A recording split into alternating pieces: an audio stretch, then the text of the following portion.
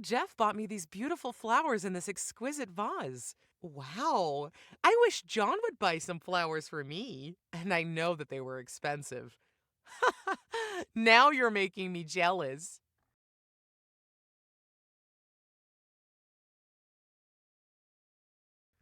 Look what I spelled, Mom. That's wonderful, little Jeffrey.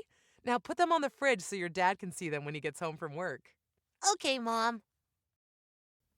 Oh, Marge, this just thrills my heart. Little Jeffrey just came in and spelled God with his little refrigerator magnets. Oh, this is delightful. You know that I pray with him every night, and I read the Bible to him every day. Yes, you're a good mom. And I take him to church every Sunday, and I make sure he goes to Sunday school. Oh, that's wonderful. So it's no wonder that all my efforts are finally paying off. Mom, how do you spell Zilla? You didn't hear that, did you? Yes. Oh, I'm so embarrassed. Someday little Jeffrey will surprise you. Every day.